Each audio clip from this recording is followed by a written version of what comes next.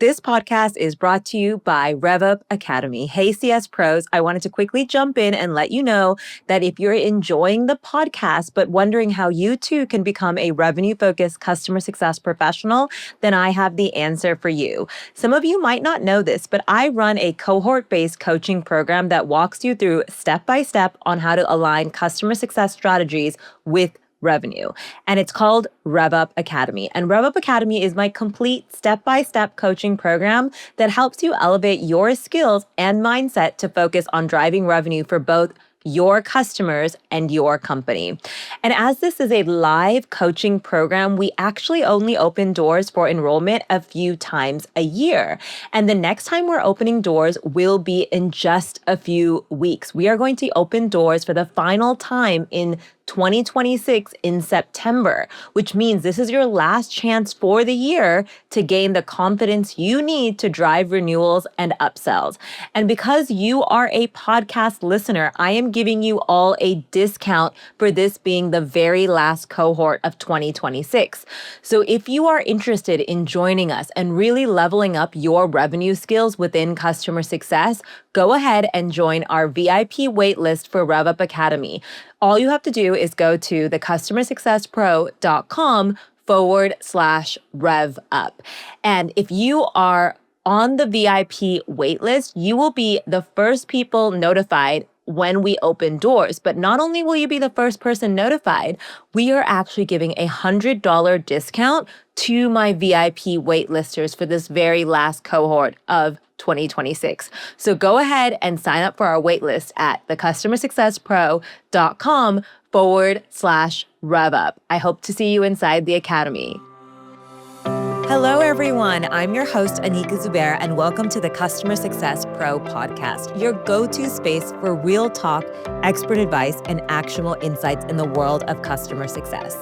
I'm a CS executive leader, award-winning strategist, CS coach, and customer success fanatic. I help CSMs and CS leaders build the skills and the confidence to become revenue-driving pros and scale world-class CS teams. So whether you're brand new to CS or a seasoned leader, this podcast is here to support your growth. Because customer success isn't a destination, it's a journey. And I'm here to be your guide and navigate every step of your journey.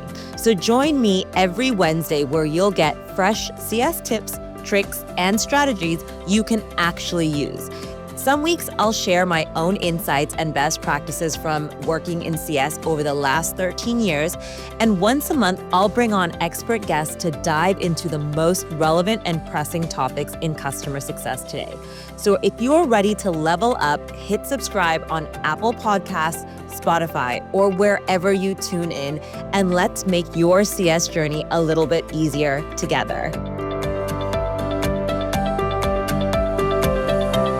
Welcome back. Today, I am joined by Tom Rennan, who is the VP of Customer Success at Harvey, the AI platform working with some of the largest law firms and legal teams in the world.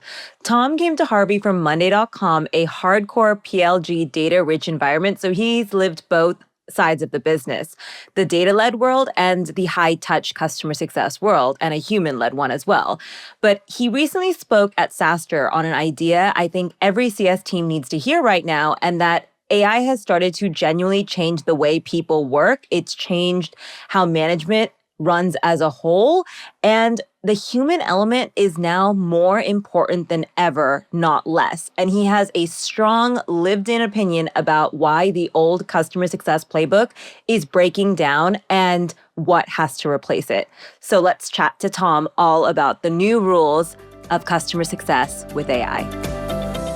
Welcome, Tom, to the podcast. I'm super honored to have you here with us today. Before we get into our topic, which I know is going to be a juicy one, can you please tell my listeners a little bit more about yourself, how you started Harvey, and kind of what your role is today? Hey, Anika, great to be here. Sure. So a bit about myself. I joined Harvey last September, so 10 months ago, coming up on a year, as their VP of Customer Success. Prior to Harvey, I spent 9 years with Monday.com, the work management platform. And yeah, that's a bit about my background. Customer success at Harvey is basically the main post-sale function interacting with our customers. We were measured on GRR, expansion, and adoption. And it's been a fun ride so far. So looking forward to digging deep into this with you. Yeah, I love it. But also, you came from Monday, which is like such PLG, and from what I understand of Harvey, it's very like large law firms and much more enterprise and much more high touch. How has that transition been for you as well? I know Monday also has a enterprise segment, and I'm sure that you were part of that as well. But it must be a big switch from what you were at PLG to now being at Harvey. Yeah, it's definitely different. I think from the building perspective, like going from PLG, primarily self-serve and kind of that more SMB mid-market motion going upmarket versus going upmarket and making your way down as we're doing here at Harvey is definitely different in terms of what are the core skills you need to optimize for, what are the building blocks that you need to focus on first as you're building your CS org. So it's been super interesting figuring that out. The enterprise motion at a Monday and a Harvey are relatively similar when you kind of compare it one to one, but then thinking about building your CS org is completely different. So it's been a fun ride so far, and it's been fun kind of understanding what needs to come next as you're going from a very kind of upmarket enterprise motion down market together with the CS leadership here at Harvey. So I'm super curious, like you've had different experiences and you've spent a lot of time at Monday as well, but what inspired you to start working in customer success? Yeah, it's a great question. I think I definitely stumbled into it. So I Monday.com was my first kind of CS, CX gig, coming from doing something completely different. And for me, I wanted to get into tech. And I knew I wanted to be customer facing, as I really love interacting with people and solving problems for other people. And so coming into Monday was actually CS back then didn't really exist as it is today. It was mostly customer support. And so I got to know very from up close the amazing world of customer support, which I love. And then I think it was so I read a book. It's called Farm Don't Hunt by Guy Niropaz. He's the It's a founder of great book. Nintendo. I remember reading that back in 2016 and was like, okay, yeah, that makes a lot of sense. Yeah. You're doing more of that customer success stuff. And as Monday was growing and basically expanding its more kind of larger customer footprint within the enterprise, we basically started to build bit by bit what is more of a traditional customer success motion. The more like I love customer support for its operational nature and the fact that there's a ton of gratification for helping so many people every day. So you get to kind of log off work, looking at your ticket count and seeing, oh, I just helped like close to 100 people today.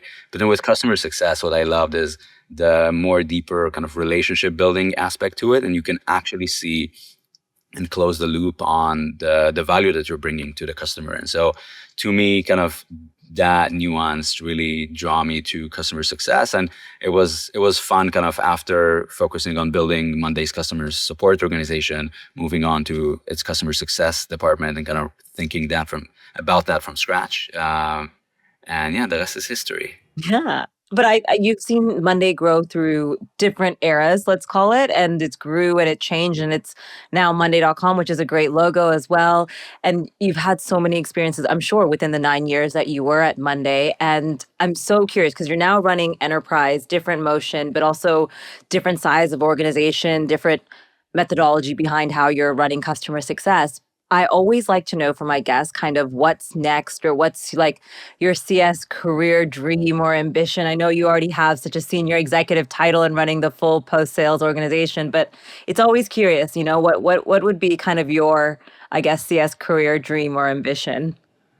Yeah, it's a great question. I have to say, like from where I am at today, there's so much to achieve in my current position, in my role, and with Harvey, like there's the aspirations are truly mind blowing. And so, while I'll just say successfully kind of navigating this journey within Harvey and helping us go where we want to go, which is truly like reaching to the stars and the moon, will be a massive win and a big kind of objective to accomplish. And when I think about what's next, I actually am not sure. Like, I think the exciting bit about building CS at Harvey is that it will be a really good kind of window into the future of what does post-sale look like once kind of AI fully is established. And I think a lot of the customer-facing roles, especially on the post-sale side, will converge to an extent. And so the next step, if I had to kind of to guess, I would say it won't even be like CS as we know it today. I think it will probably be much more overarching across customer experience as a whole. And so if if the chips fall in order, my next position will not be anything like a VP of customer success role. It will be much more kind of broad and overseeing customer experience as a whole for a software product. Yeah. Yeah, it's so interesting. I think it'll be interesting to see the evolution of SaaS in general. Like you just said, I think there's a lot of change happening already in the AI world that we find ourselves in. And it will be interesting to see how companies, especially post sales teams, evolve because I think, like you said, some of the roles and skills and tactics will all start to merge while others will stick out more. I would say I think they're going to be more prevalent, more relevant to the work that we have to do every day with customers. And it is going to be interesting to see what that looks like. Will it be all of customer experience? Will it be just like sales and CS? Like, what will it look like? Because I feel like every leader I speak to, everyone keeps saying there's going to be something different. We can't put our finger on yet what that different will exactly be, but something will change. And it's so true though, because we're already changing so much from like a few years ago of exactly how we used to work to now the way we work even today. Even if AI wasn't here, the world has shifted already so much. And then now you add in a layer of AI, it's just making it more and more change quicker and quicker. And I know you spoke at SaaStr about this, and I know that's like the reason why we're chatting here today as well. It was a big part of what you said, but you spoke about how like true AI companies can change the way people work and is changing the way people are working right now. But you also mentioned like the human element and how it's the most important it's ever been. Even though we have AI, we have agents, there's all these things building and doing them. So I'm so curious, like when what is your view on this? Because there's more and more AI tools every day. I know you're at an AI tool yourself, like, and they're getting smarter and smarter. But why do you think that humans are still the core of everything that we're doing? Yeah, it's a great question and a topic we can spend hours on. But look, I do think that we're going to end up in, I don't know, a decade from now or 5 to 10 years is a world where the experiences that a consumer or somebody working in a company leveraging a tool will be much more digital than they are today. There's no hiding away from that, and I think that AI will enable a great customer experience through its capabilities. Like there are things that we as humans do today that for sure are going to be digitized, but there's such a big gap between where we are now and that world where we'll be in maybe 5 years from now. During the period of this immense change that everybody's going through, especially in industries that are outside of tech, which is kind of for us in tech companies, like we live in our own bubble. Yeah, we're definitely in this weird AI SaaS bubble where we think it's all just moving super fast, but it's so different outside of the tech bubble. Yeah, and it takes a ton of time, and it's going to take a lot of human lift rather than a digital lift to actually get there. What we see at Harvey working with large law firms and in-house teams within legal departments is that one, there is no fear of experimentation or kind of ignorance to AI. It's like the folks that we get to work with are sometimes even more AI pilled than us, which is inspiring to see. And I think it's folks that think about, we work with lawyers, accountants, the professional services profession as a whole. While there is a great deal of disruption that's coming for these types of business models, folks, are leaning in. So I think that's kind of like a misconception that's important for me to disprove here in terms of the folks that we get to work with on the other side. But then at the end of the day, to drive a meaningful change that needs to basically get a lawyer that's been used to doing this their work in the same way, give or take, for the past 20 years. Like maybe things have went from a filing cabinet to a cloud storage, but still the workflow itself and how it's structured has looked and acted the same. Yes, it became it went and became faster and faster as we go, but the steps to reach the end goal were pretty much the same. AI challenges all of that, and that's a massive change management that needs to happen in order to totally kind of revolutionize how the work is being done with AI at the center. And the change that needs to happen there is one where it has to have a massive human component to it. So just to give some examples, you need to understand within an organization who are the most important people to bring along to this change. Where are your champions that you want to be leveraging the most? It includes who has the most influence within that specific company or team. And you don't learn that through a digital interaction. It's extremely hard. You also need to understand who is much more maybe afraid of this change and what this new technology will bring. And that's not something you're going to learn over an email exchange. It's something you learn over dinner or lunch or any kind of face-to-face interaction. And so this is why the human element, especially as we're kind of crossing this chasm of change, is massively important. And then having a human on the other side, on the vendor side, that kind of helps personalize the solution is extremely important as well. I think there's going to be a great deal of customization that our customers can do to a tool like Harvey in the future without needing any help from Harvey as a whole. But everybody's learning this new sphere, the tools and what we provide. And so one of the great benefits that a company like Harvey provides to its customer base is we're staying on top of the recent kind of trends in AI and providing that to them with our platform. And so there is kind of like a change consultancy that's happening on top of the software that you purchase. That's happening. You're paying for a software. You're actually getting change management advice, and that requires a ton of deep human kind of a human interaction in it. Yeah, I love that. There are so many things that you've just said that I want to unpick, but so many things that are so important to bring up. One of which is, you've said it multiple times, but it's super important to highlight that change is hard.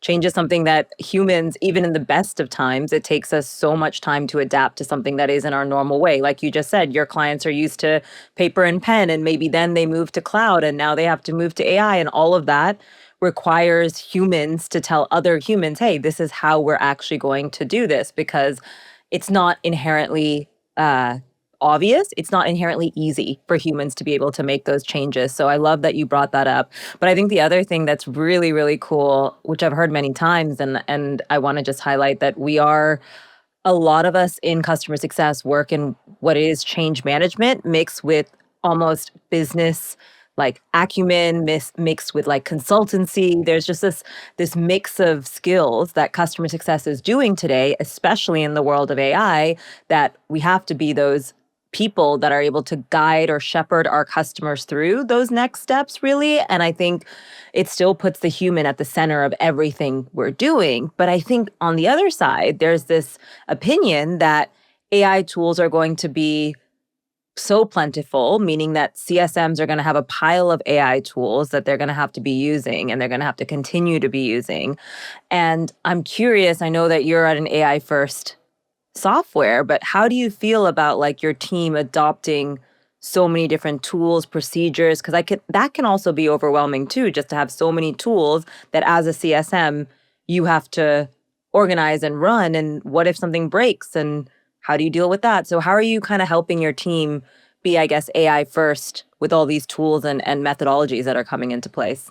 Yeah, so we definitely leverage a wide array of different AI tools to help run like a better CS operation of higher quality and speed and efficiency as a whole. We dogfood our own product quite a bit as well, which is fun. I think there's a level of, for every CS leader, is kind of like defining what is the experimentation phase. And then for each process and workflow, how do you take that from experimentation into like much more solidified adoption? I don't think you can go far without defining from now on, this is how you're supposed to open up your morning. And this is the AI tool that we, Harvey CS, has doubled down on to ensure that you're getting the most accurate information and that we continue to fine tune from a kind of a tops down perspective. And so there's kind of this continuous cycle of bottoms up experimentation that leads to top down. Okay, we got to double down that there's a lot of value that we can create with this specific workflow if we connect it to this, connect it to that, sit down for a minute and QA the outputs and write the best skill that generates this specific output. And so what we have internally is a really nice kind of flywheel of these kind of grassroots experimentation that's leading to much more of a tops down mandate of this is how you're supposed to do this as of now. It's led by our programs teams, and we have a kind of our internal AI champions that keep experimenting and making sure that we're on the frontier there. But I want to say in general, like today, it's table stakes. Like you cannot run a CS team without almost completely diminishing the amount of like admin repetitive work that goes into managing a book of business. There's a ton of that, a ton. And while we leverage and we spend a lot of time face to face with customers, we get to do that because we get leverage out of these AI tools. Yep. There's nothing replacing, putting in some meeting notes in your CRM. There's nothing replacing making sure that you have the adequate contact list under each account in Salesforce and so on. It's still got to happen, but it shouldn't happen manually.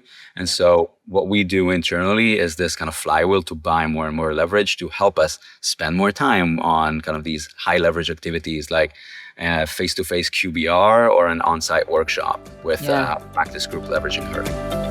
Quick pause for my conversation with Tom. We have spent this episode talking about how the old playbook is broken. So let me ask you something. When renewal season lands, is your CS team still running the old playbooks? Most CSMs are absolutely brilliant at the relationship side, the calls, the support, keeping customers happy.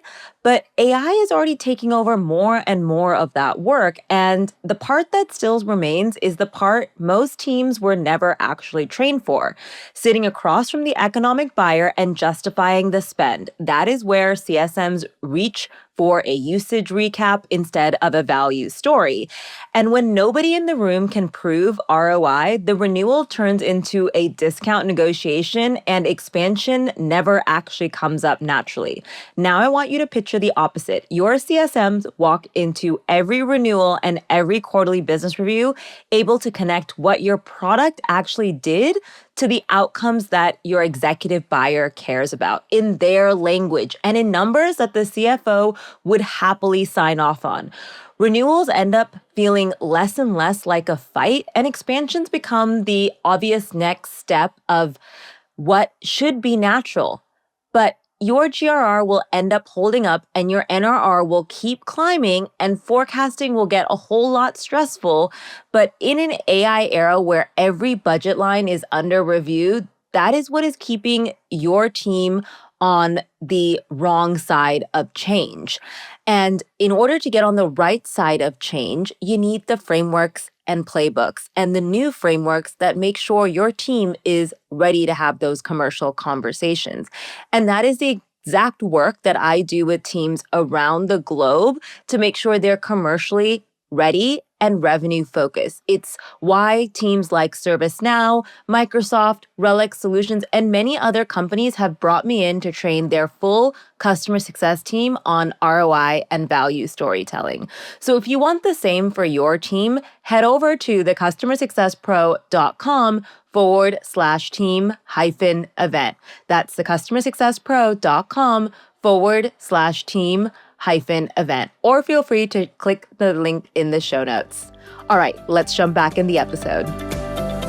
I love everything that you just said, but it's so true. The old ways of working is almost redundant. It's not serving us anymore. And I think the way that you used to log in as a customer success professional, okay, let me open my CRM or my customer success tool and look at, these customers and these contacts and do all these things. But nowadays there are, as you said, AI tools that dictate where your day starts and ends when it comes to customer escalations or the strategic conversations that you can have with the customer. I think that just changes the way we work and how much we show up in front of a customer. And I know that you and your team show up in front of a customer quite a bit. You said you get to have that strategic time, that one-to-one time.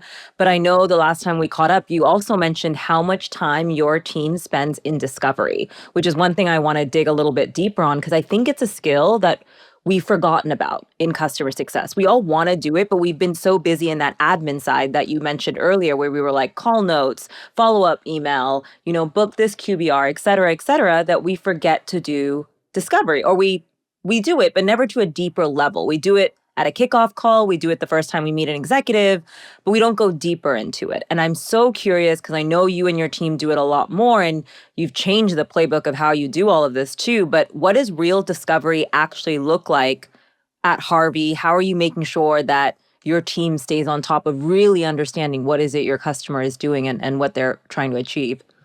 Yeah, I think at the core of this is what we started the conversation with, which is about kind of this massive change that we need to take organization from through, and the core competencies of change management that needs to be very prominent for every CSM.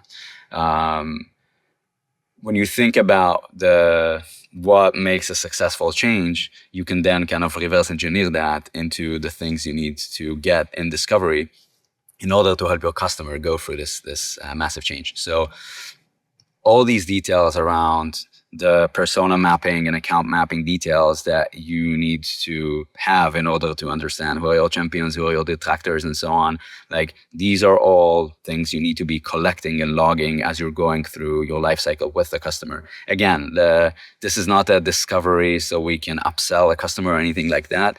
The discovery is coming from, I need to drive effective change. And so I need to know these things to help you as a customer. And that kind of flips the equation here. I'm not like asking you these questions so I can upsell you on an additional product or close a deal.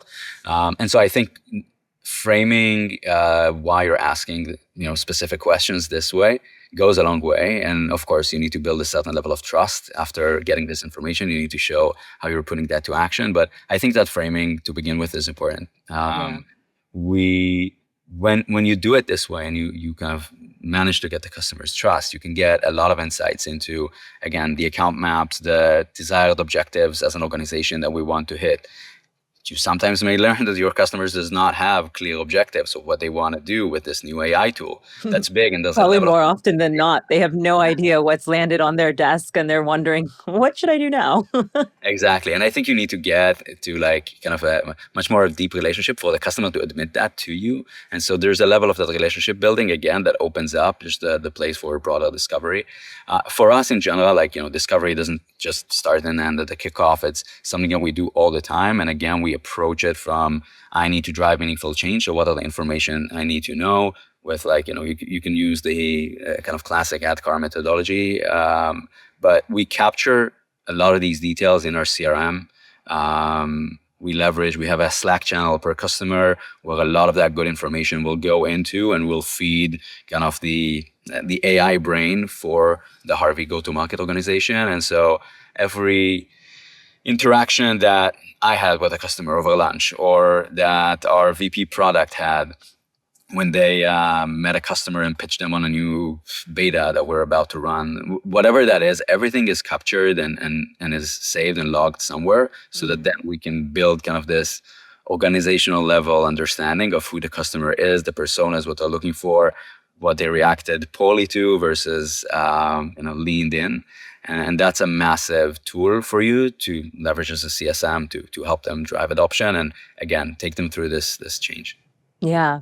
I love that you mentioned building trust is the key component of discovery, because I think that sometimes everyone feels like, oh, if I ask too many questions, I'm more annoying, or I'm bothersome to my client. I'm not really there to help. And sometimes it's almost a good reminder that the correct questions that we do ask our customers end up building that trust that makes the difference between, hey, this is how we make change happen within your organization, and how maybe it's just really, really hard and we're never going to be able to do it because I wasn't able to truly understand what your organization wants from our tool and our software.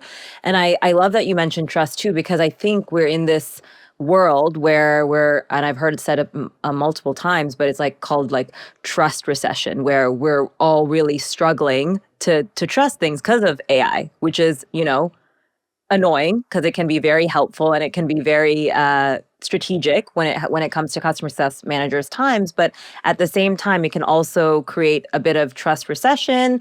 And I think it's just a good reminder, like you said, that have AI or the tools do a lot of the things that you can't do when you're sitting in front of a customer, like asking the right questions, like moving beyond discovery calls and making sure you're really understanding this is why you're implementing an AI tool.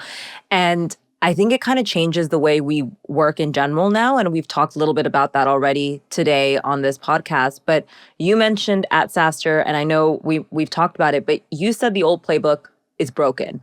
The old model of like just discovery on a kickoff call, run some trainings, meet in a QBR, push to utilization, that then utilization equals renewal. All of that sounds great on paper, but it's not theoretically how customer success teams that are hitting NRR or GRR numbers are actually succeeding today. So I'm so curious, like, what is the playbook then? Or I know you mentioned flywheel. I'm curious if that's it, but what does the new world of CS look like now that we have so much AI embedded into what we do?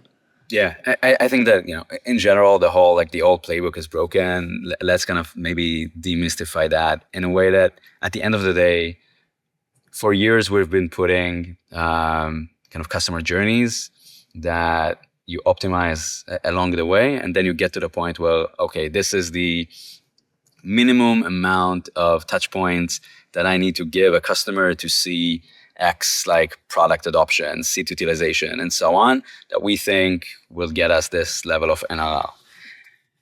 It's great when the level of change that you need to drive is take somebody from Salesforce to HubSpot, or take somebody from Asana to Monday, where the product that you're selling today provides, maybe you have 2 or 3 killer features that are, it's great. You're growing like crazy. You are, I don't know, you call yourself like, I am X for this and that. At the end of Good the day, marketing terms, as I say, those are good, like good headlines on your product website. yeah, exactly. But the level of change that you need to drive within your customer base to get them from point A to point B is, you're not kind of revolutionizing. You're not fundamentally changing the way that they work. And so for that, the classic kind of, let's get all the information in the kickoff. Let's have a number of meetings with our implementation team, and then, see you in the QBR to kind of fine tune. That could be enough and can generate great outcomes. You need to have a very strong CSM team, and there's nothing like bad about it. It's just not the right fit when you are trying to fundamentally change how work's been done. If AI is kind of at the core of what you sell, like a Harvey solution. And so I think this maybe more efficient, this kind of the old SaaS playbook, it can be right if what you're doing is like switching people from a work management solution that does not have AI to Monday.com that does have AI, or something like that. It's just a different level of depth that you need to get to. So for me, like, the one thing to make clear is that it takes way more resourcing on the post-sale side to, like, you need to invest more in order to enable your CSMs to have that level of agency that they can get on a plane and meet a customer face to face and spend time with one customer for 3 days in order to drive that change. So there's much more investment that needs to happen. And it's really hard if you're a CEO, if you're a CFO thinking about, like, how do I resource these post-sales departments? It means more investment that you may not be able to see that right away. But then what I've seen is that when you do the change management bit right, and your tool, like, AI is so powerful, and we all know it, like, there's a reason why so much investment is going into this technology. If you do it right, you're going to see outsized returns that you've never dreamed of on the vendor side and on the customer side, because the value is so great. And so there needs to be an investment in post-sales that is unequivocally to what we've seen in the past. It means every company that thinks they can run a super lean operation, and if AI is at the core of what you do, it's probably not going to be the case. Like, you can drive adoption, and what we see is that we have great partners on the customer side. So we have change agents that work with us on the customer side that drive adoption and so on. And they do a lot of the CSMing work for you, but it's not going to be meaningful if you're not there to enable them in the best possible way. Yeah. It's a very long-winded way of saying that companies today, where if AI is at the core of what you do, you need to invest more in post-sales. It's smaller books. It's more enablement on for CSMs on change management. It's these AI tools that we've mentioned that help you spend more time in high leverage activities. And you can't just get an enterprise cloud subscription and run a number of one too many touch points and expect that things will go well. I think the tricky bit is that because a lot of our customers are so obsessed with leveraging AI more and more, all of us are too. We have our leaderboards, we have everything.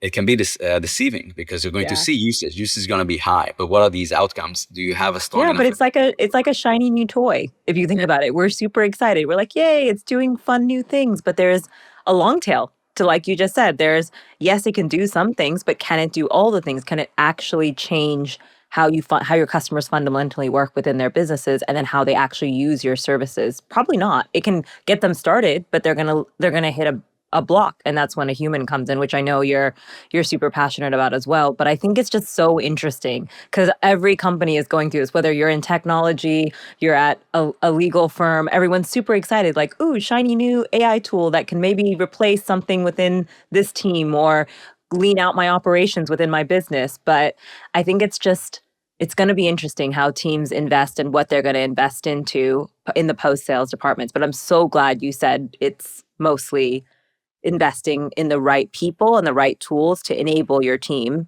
to be successful leading with the human element, which I think is so, so important. And I love how you're now moving away from PLG, which was Monday, data world, right? And now you're in a human-led, but still AI, which is again so cool to see. Do you think teams can do both?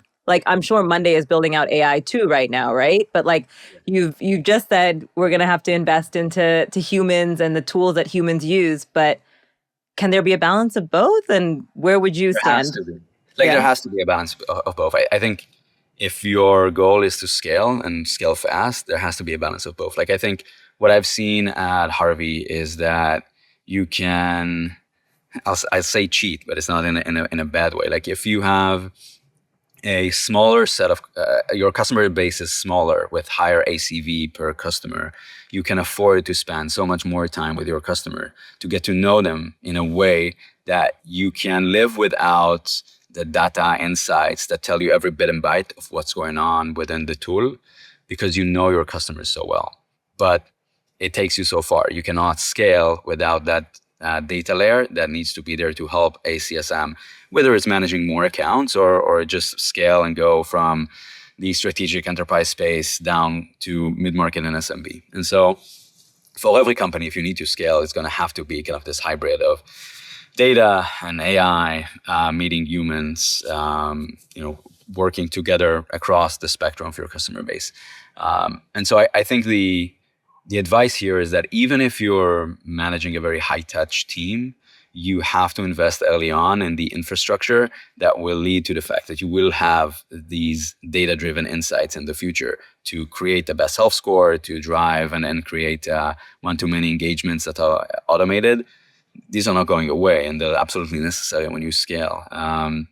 And I think I was very lucky to step into Harvey in an environment where, yes, the organization was very kind of operating in a traditional kind of high-touch way, but we've had the foundation set. So we have an amazing analytics organization here and an amazing product org that measures every little thing. Now I can leverage those insights as we're going down market. And for Monday, it was kind of the other way around, where the core, the infrastructure was there from day one. It's a product-led growth company, so everything is data-driven. We were building kind of what is data-driven for a high-touch customer success organization. What are these, how do you distill this wealth of information and insights that are maybe geared towards a PLG mindset? So for example, measuring the conversion of a trial user to a paid user. We had so much information about that. But what we didn't have was maybe what makes an account of 1,000 users, a successful account that will renew and expand. So it was kind of taking all this data and applying it in the go-to-market element as you're going up market.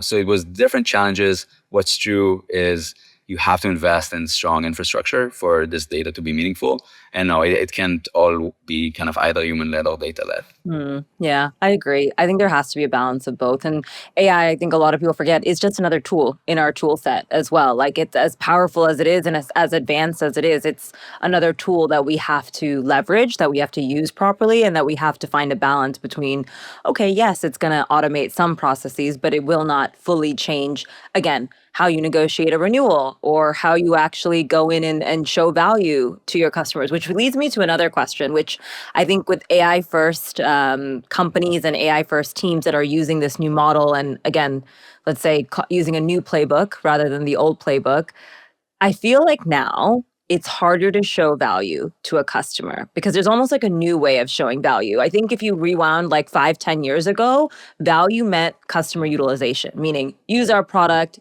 utilize certain amount of seats, or make sure you've adopted X number of features or modules. And that means that you're seeing value, and that means that you're going to renew and continue to use our services for years to come. But I think now, and correct me if I'm wrong, but in AI first SaaS companies, it's different. Like utilization percentage no longer tells you exactly the new adoption model. It might be something different because the customer might see value differently. How are you guys handling adoption to show value, to encourage renewal if it's not utilization? Because I think that's changing a lot right now in SaaS and AI. It does. Look, I think utilization still matters, but there's a new bar for what good utilization is. At Harvey, we have over 50% DAO over MAU. So it basically means that people are logging in very frequently to the tool and using it in rates that we haven't seen before for like your generic SaaS application. And so if you're not seeing a very, very deep engagement with your solution, something's probably wrong. And again, it's like, what does that mean for different products out there? It varies, right? But the level of engagement with a core AI solution is on a different level because it's so better and can give you so much more. And so we're seeing levels of engagement in B2B that's much more kind of akin to a B2C level. Like you'll open up Harvey the same amount of time you'll open up Google Maps, which is crazy to think about it. And so the bar is just higher. Utilization is still important. The bar is just higher. And you have to there's every week there's a new shiny toy, as you mentioned, a new AI solution that can do just this specific thing way faster. And so I think there has to be a focus on what are we achieving for you as a vendor. Mm-hmm. And so for us, it goes back to it's a strategy that's not new, but just capturing these value stories, understanding what are these value testimonials that we can collect, and they need to come from the right people and talk about the right business objectives. But we do our best to kind of diligently collect what we call value stories, where these value statements that customers give us that then help us from every call and every interaction we have, we can build a very solid kind of business case for the customer. Yeah. What we're seeing is even more on the next level, where for law firms today, leveraging AI becomes kind of the same as leveraging email. And so our customers are not asking what's the ROI of using email. It's clear. A lot of kind of where we step in is helping them understand the so what. So great, we're using Harvey every day. Great, we're seeing our due diligence process is X time faster right now. They come to us and ask, okay, so what? What can we do with this information? Now that we see this delta, and you have helped us kind of capture the understanding of, well, leverage is occurring inside my business. What can I do with it moving forward? And I think that's a new status as a vendor that you can get to, where you're partnering much closer with your customer to help them truly kind of change the way that they do their business. And I think that's something that's extremely cool about doing CS at Harvey, is that you get to kind of work that close with your customer, and you get there by providing a lot of value. But that's the level you want to aspire to get to. Yeah, I love that you use the word so what, because that's a framework that I coach and teach on where I'm like, you need to get to the so what. Like, why does this feature matter? Ask so what? What does it matter within the business? How do you connect it back to their objectives and their bigger goals and what they're trying to do? Whether it's, again, as a law firm, maybe it's bill more hours, or maybe it's actually make sure they're operationally efficient with the way they work with different customers, et cetera. And so I think it's a really great reminder that we have to take it one step deeper to actually get value articulation clear and exact to our customers, because it's no longer just, hey, this is the usage, because usage is great, but it's now, how does this apply back every day in our business, and how can you help us understand that, which is almost, again, coming back to that business consultant mindset that a CS person has to take when they have all these AI tools around them. But I'd love to bring it back to revenue, because I love talking about revenue. And I know that you're in charge of GRR, so renewals are probably top of mind for you a lot. I'm curious, like with the old playbook broken, and I know I keep using that word, but it's a great marketing word. It is kind of broken the way that we end up working these days. I'm curious, how are you thinking about renewals now? How are you making sure that your team is achieving this with being AI first while still maintaining change management within the organizations? How are you looking at renewals in the new world of CS?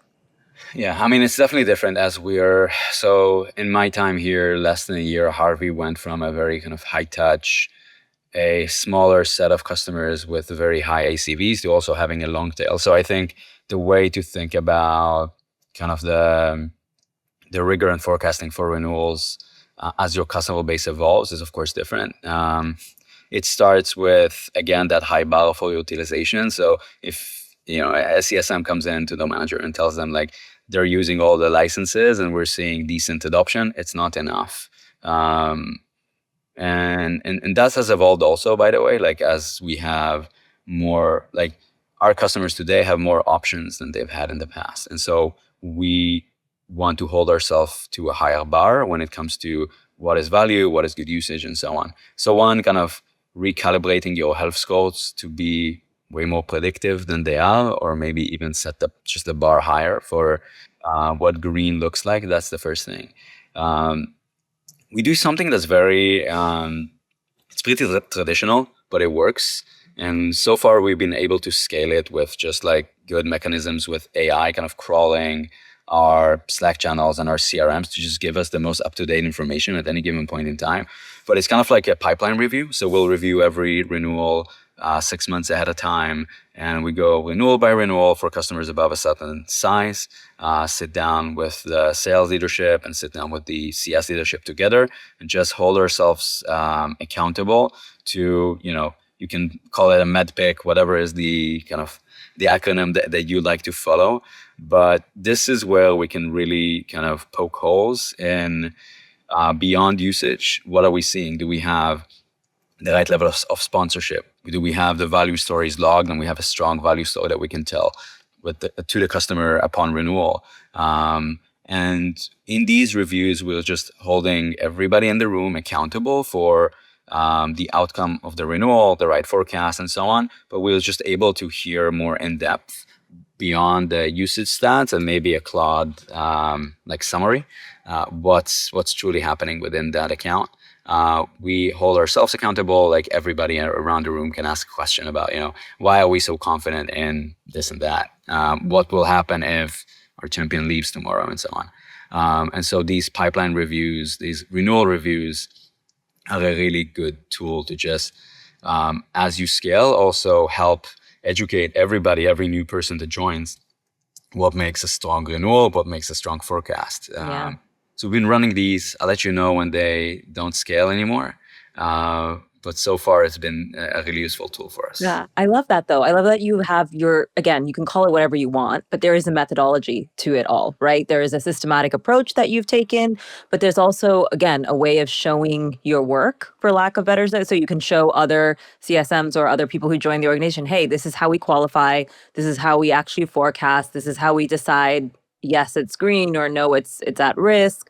And then you work your way through that, which I think sometimes CS gets in a lot of trouble for being in gut feel or in, what a customer says to us on any given day, which again, humans are very emotional, and some days we can be very happy. And as a customer, I can tell you, yes, I'm going to renew with Harvey. And the next week you hear from my CFO saying, no, actually, we're not going to move forward with your tool, which happens, but there has to be, again, a methodology, a way to really forecast and be able to raise the bar of exactly what we're doing in order to predict our GRR and what that looks like. So I'm so glad you guys are doing it. You're going to have to keep me updated on how it's going, but I think that is the new behavior now. I think customers are functioning in that way where it's systematic. It's approached in a way where you can be like there has to be a methodology to it, but you can be much more intentional with how your renewals look because we have so many AI tools or just AI help, let's call it, across the board. We can be much more intentional with exactly how we decide to predict our renewal numbers and how we have those conversations with our customers as well, because there is more time to have those meaningful conversations. Tom, I could keep talking to you. There's so many more questions I could keep asking, but I want to be mindful of our time together, and I want to wrap us up with the quick fire questions, where I ask each one of my guests to try to answer the next few questions in a sentence or less. Are you ready? Let's do it. Okay. My first question for you is, if you could predict the future, what do you think customer success will focus on next year?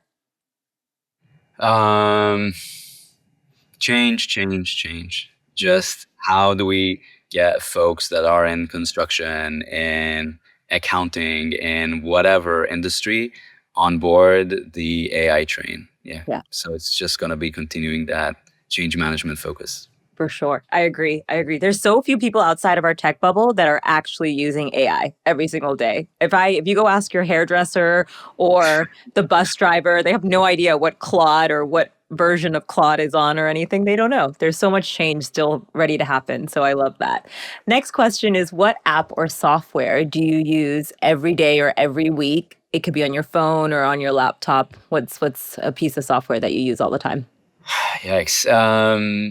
I'm a ChatGPT guy, so if like for an AI tool, ChatGPT is like my go-to for every single question. Yeah. I hear a lot of people say they're using Claude now for their work, and they're using Chat Yeah. personally. Like they're almost It's interesting. separating the I'm two that kind of models. person. Yes, Claude is my work colleague, and ChatGPT is my Like holiday planner, work organization, like family organization. I feel like that's what I hear more and more from people, is that it's going in two directions of what AI tool you're using. Cool. Next question is, if you could change one thing about customer success, what would you change? ooh, it's a juicy one. All right, this may be a contrarian take, but I feel like there's how do I put this in the best way? Victimhood or self-pity. I feel like in customer success, there's a lot of it's gonna sound bad. No, go on. I know what you mean. I'll agree with it. There's a certain level of like us whining about, oh, we need to do this and we need to do that, and why we're picking up the slack for other departments. And I feel this is the role. Customer success bridges the gaps across the customer journey, and it could be product gaps, it could be sales gaps. And don't get me wrong, we need to work cross-functionally to close these gaps all the time. But your role as a CSM is to, in many cases, like be that bridge between these product gaps or sales gaps, whatever that is, to ensure the customer is successful. What that means is going to deal with like tricky situations, uncomfortable situations, messy situations, you name it. And that is a part of the role. There are also like other incredible strategic and important bits of the role, but a good amount of what we do is cleaning up gaps that exist within the customer journey. And it's fine, this is the role. So if you're okay signing up for this, come be a CSM, be a CS leader. If you're not, you can go somewhere else. But I feel like it's such a core part of what customer success is. And we can't run away from it, and it's fine. We should acknowledge it and work to make it better. Yeah, it is the job. I think it's 100% the role and the job. So, like you said, just own it and know that that is part of your job title and part of the work you do. As fortunate or unfortunate you might find that, but it is. So you have to own the gaps. You have to own fixing those and helping cross-functionally as well. So great answer. Cool. Next question is, what is one cool new thing that you are doing with AI or with ChatGPT, since that's your favorite? A cool new thing. I can't live without my good morning on a Monday from Claude that gives me an overview of basically all of our accounts that are somewhat at risk and just a full kind of recap of all the activity that is done for these customers. It's a lifesaver. It's a game changer for me. Like the ability for me to scale myself has, 4x'd since I adopted this kind of good morning routine. Yeah, I agree. Like, how are you going to be across the hundreds and thousands? Like, how are you going to do that without it telling you kind of, hey, I've done this homework for you. Here's what's important and here's what should be top of mind. So I love that. I love my good morning briefing. I don't know what life was like before every morning that Claude used to tell me, good morning, this is your calendar and this is what you should be focused on. And so it's super, super important. Love it. And my last question is, who should be my next podcast guest? Oof, so many people. Can I give you two? Yeah, go on. Okay, I'll give two. One is Yael Torok. She's a CS consultant. She scaled the CS team at Sisense, and she's absolutely incredible. Okay. The second one will be Francesca Loftus from Elise AI. So speaking about kind of change in AI in the real world, I think Elise is a very cool company that's doing very cool stuff with AI. So it'll be fun to have Fran over. Yeah. Yeah. If either of them are listening, or again, if you'd love to be on the show, Thomas said you should be on the show and I'd love to have you on. But Tom, thank you so, so much for your energy, your time, your insights on everything AI and change management within AI. If my listeners have any other questions or want to follow up with you, what's the best way to get in touch? LinkedIn. Find me on LinkedIn. Awesome. That's a good spot for me. Yeah. I will put his LinkedIn down in the show notes. Thank you so much, Tom. Appreciate you. Thanks, Anika. It's been fun. Have a good day. Bye. Thanks for tuning in to the Customer Success Pro podcast. I hope you picked up something valuable to take back to your team.